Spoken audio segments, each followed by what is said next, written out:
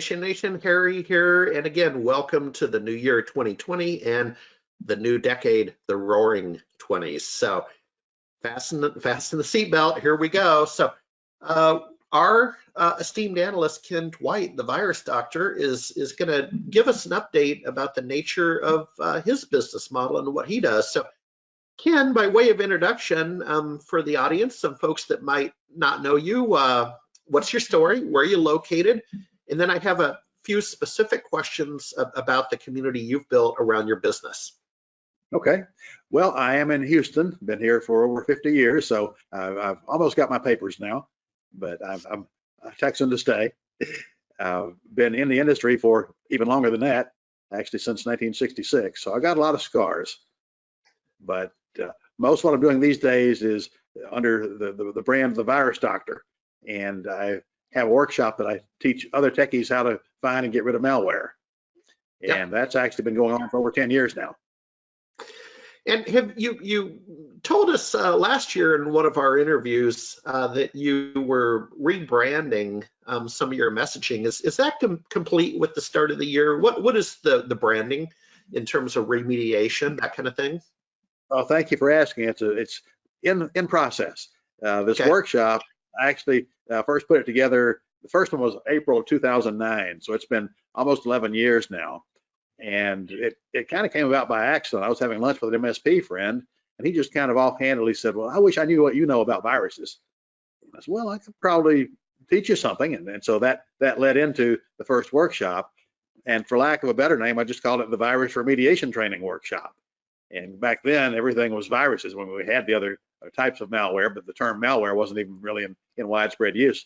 I was never that thrilled about the name of the workshop, but it said what it did. And in the last year or so, I've seen the term more and more, incident response. And that's kind of the buzzword term that's going around. And so I decided to rebrand the workshop. It's now the Malware Incident Response Workshop. So I did my first one under that name actually this week. It's a 2-day workshop, and I do them normally on Tuesday and Wednesday. So it just came off of one. It was the first one. It was called the Malware Incident Response Workshop. Excellent. The title has been around for so long, I've got a lot of places to change it, and even on my website, it's still called the Virus Remediation Training Workshop. But it'll evolve and getting more and more traction and more people. In fact, one of the things that I've been encouraging people to do after they've completed the workshop is come back periodically for an update and a refresher. Because as you know, things change a lot and quickly in this industry. And not only that, a given MSP or tech may not see the things that I'm talking about anytime soon after the workshop, and a year or so later, there may be things that are more prevalent than they were or whatever. So what I'm leading up to is in this workshop this week, one of the attendees was actually back for her 4th time. And so I have the graduate's got a certificate. It's a Certified Malware Removal Specialist, or CMRS. And this year I started recognizing those as level 2, level 3, level 4 for the additional times when they come back. So I now have, I think she is my 3rd or 4th level 4, and I have a level 5. I have one guy that drives down here from Graham, Texas every year. It's a 6-hour drive each way. Drives to Houston, spends 3 nights in a hotel, and it goes through it again. And he says, I wouldn't miss a year. And then this lady yesterday said, I just get so much out of every year, the things that have changed or that I've forgotten about or haven't used, and it's great. So, and in a way, it kind of sounds self-serving, I guess, for me to encourage people to come back. But at the same time, I want what's best for them and for their clients. That's the other thing I really enjoyed about doing it. The people that attend these workshops have kind of raised their hand and said, I want to be better. I want to learn and do the best for my clients and for my business. And in my monthly webinars, that's really part of what the featured topic is about. It's helping them not only be better technically, but improve their business. So sometimes the featured topic is on a marketing subject or a management subject or a hiring or advertising or something non-technical. I'll also include technical updates and articles that I've seen over the previous month that I think would be of interest and that sort of thing. So my monthly webinars are very highly regarded and I get a lot of good feedback on them. Well, and I want to talk about that, but let me frame it up. And I've been getting my notes in order while you're speaking, forgive me, but here's why. Jay McBain of Forrester came out recently with a study about what he sees in the channel for 2020. Okay, and so folks, find Jay McBain, Forrester in this report. It's quite lengthy, so I'm going to jump to the slide that I want to. But what Jay's getting at with this graphic, we'll see if we can get that up a little bit, is we're talking about communities. Okay, and he's saying that channel program managers really need to become community managers. It's a different paradigm than offers and incentives and spiffs to get one of your resellers to sell, another SKU before January 31st at 12 midnight. Community building is a different paradigm.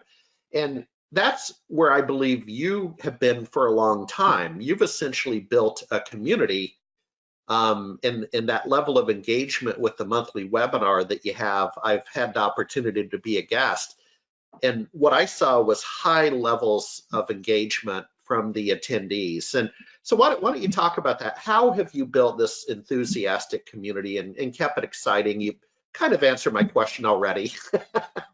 Well, and I kind of cheat a little bit too, because by definition, the people that attend the workshop, that invest their time and money in doing it, have identified themselves as the ones that are interested in being better. And part of that does involve being involved, learning from each other, and sharing. And so it's kind of not exactly self-fulfilling, but I think I'm more of a facilitator than a creator. Yeah. And so one of my challenges is coming up with a topic, a featured topic every month that I think will be of interest to not everybody maybe, but to most people. And most of the people that are in my community that attended my workshops are small SMBs or break-fix shops. I think probably the biggest one may have 10 or 12 employees, but a lot of one-person shops, a lot of 2 or 3 people organizations. And so they're not burdened with all the administrative stuff in terms of corporate reporting and record keeping and that sort of thing. They can make decisions and schedule their time to do things that they feel like are important. And yes, a lot of them are like me. They're still in the trenches dealing with clients. And so if a client crisis comes up, that has to take priority. I certainly understand that. And they know that all of these webinars are recorded. And so if they can't attend live, they can watch the replay. But my compliments. Interaction, they can raise their hand and ask questions, or even be the devil's advocate in some cases. It's generally a very non-confrontational, very positive environment. But we had one guy that wasn't, so he's not active anymore. Yeah, it happens. Well, no, my compliments, and I'll end on this, is that when I read Jay McBain's report, and then I've had my own thoughts about community building as SMB Nation, a couple brand extensions.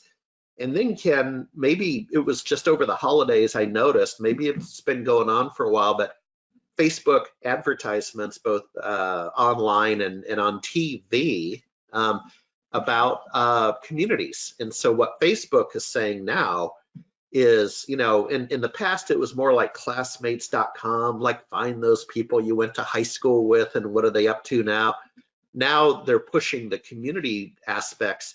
So, I'm fond of English Springer Spaniels, and I can assure you there's a Facebook group with probably 30,000 members about English Springer Spaniels, right? And that's what they're doing in terms of the community paradigm. So it's interesting that that's becoming, in the eyes of many, the new. But yourself, myself, others, we've been doing it for quite a while already. Well, and as an example, kind of building on that, one of the featured topic I had, and this is fairly early in the game, was about peer groups.